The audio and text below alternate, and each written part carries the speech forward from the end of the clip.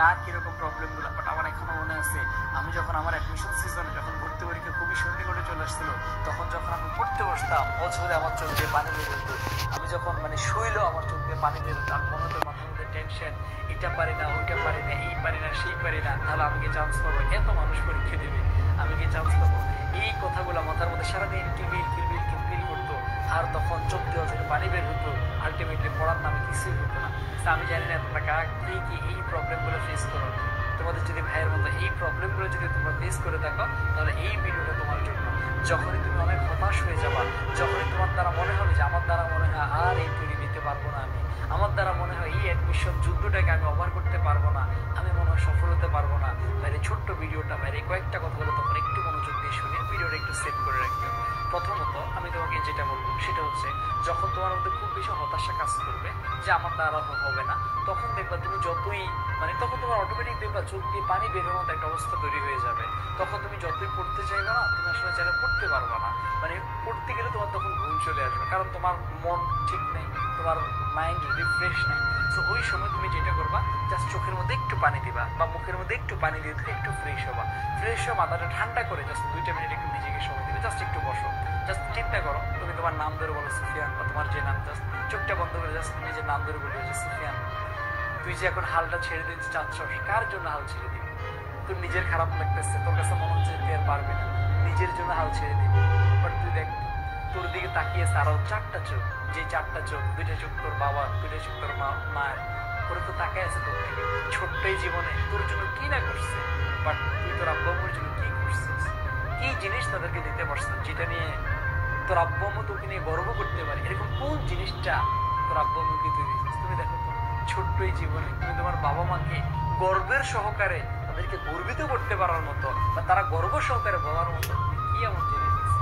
But তুমি দেখো, তুমি যদি ঢাকা বিশ্ববিদ্যালয়ে চান্স পাও, বুয়েটে, মেডিকেল বা যে কোনো পাবলিকে চান্স পাও, অ্যাটলিস্ট তোমার আব্বু আম্মু তো একটু গর্ব সহকারে বাকিদের কাছে বলতে পারবে যে না, আমার ছেলে অমুক জায়গাতে পড়ে, আমার মেয়ে অমুক জায়গাতে পড়ে। তোমার বাবা যখন বলবে, তখন তোমার বাবার বন্ধু বান্ধব বলবে না, ওর ছেলে অমুক জায়গাতে পড়ে, ওর ছেলে ভবিষ্যতে ভালো করবে, আর আমাদেরকে মনে রাখে।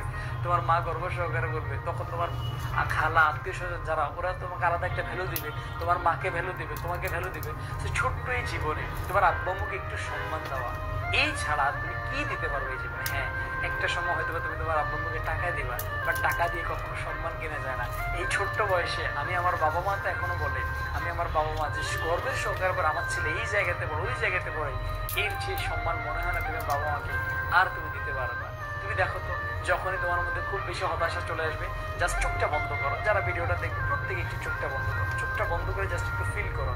যেদিন আমি ঢাকা বিশ্ববিদ্যালয়ে বলবো তুমি তোমার স্বপ্নের জায়গায় ভর্তি পরীক্ষা দিতে যাবা, যখন তুমি পরীক্ষার প্রশ্ন হাতে পাবা, যদি দেখো যে তুমি এই কয়েকদিন লাস্ট সময় যা যা পড়ছো আলহামদুলিল্লাহ মোটামুটি এর মধ্যেই তোমার সব চলে আসছে, তখন তুমি কত জোরে চিৎকার দিয়ে বলবো, ইয়াস, আমি যা পড়ছি সব আসছে, আলহামদুলিল্লাহ আমি চান্স পাবো।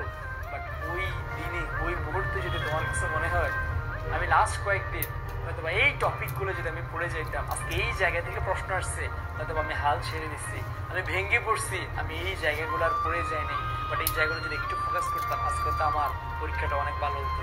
তুমি জাস্ট ফিল করো, চোখটা বন্ধ করে, যেদিন ঢাকা বিশ্ববিদ্যালয়ের রেজাল্ট দিবে ওই দিনের কথা একটু চিন্তা করো, বুয়েটের রেজাল্ট দিবে, মেডিকেলের রেজাল্ট দিবে, একটু চিন্তা করো তো ওই দিনের কথাটা।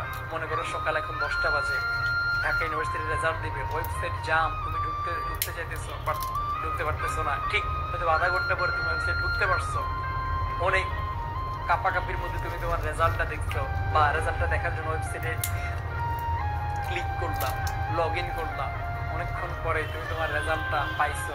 মনে করো আল্লাহর অশেষ রহমতে তোমার একটা ভালো পজিশন, এটা পাবলিক হয়তো বা ঢাবিতে বা ছবিতে বা রাবিতে একটা পাবলিকে খুব ভালো পজিশন আছে।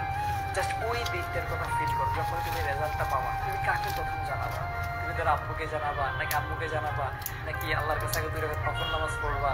তখন এই সিচুয়েশনটা ফিল করো তো তুমি তোমার আম্মুর দৌড় দিয়ে তুমি আম্মুর পায়ের মধ্যে একটা সালাম দিয়ে বলবো, আম্মু আমি আমার স্বপ্নের যেই স্বপ্নের বিশ্ববিদ্যালয়ের জন্য আমি এত কষ্ট করছি, 4টা মাস 5টা মাস টানা পরিশ্রম করছি আম্মু, তোমার মনে আছে আম্মু তুমি বলছিলে যে বাবা এত পড়া লাগবে না, এত পড়া লাগবে না, এত পড়া লাগবে না, এত পড়া লাগবে না, এবার ঘুমা। আম্মু আমি যে পরিশ্রম করছি দেখো আমি আমার ফল পাইছি। যখন তুমি তোমার আব্বুর কাছে বা তুমি তোমার আব্বুর কাছে পায়ে সালাম দিয়ে যখন বলবা, চিন্তা করো তো তোমার আব্বুর মুখের দিকে তাকো, কতটা খুশি তারা হবে। তোমার আম্মুর মুখের দিকে জাস্ট ইমাজিন করো কতটা খুশি তারা হবে। আমি তো যেদিন আমার ঢাকা বিশ্ববিদ্যালয়ে রেজাল্ট দিচ্ছে, আমি আমার বাবা এবং মা দুইজনকে আমি একসাথে কান্দতে দেখেছি। এই কান্নাটা কখনো কষ্টের কান্না না, বরঞ্চ আমার সুখেতে তারাও সুখী, এটা হচ্ছে সুখের কান্না।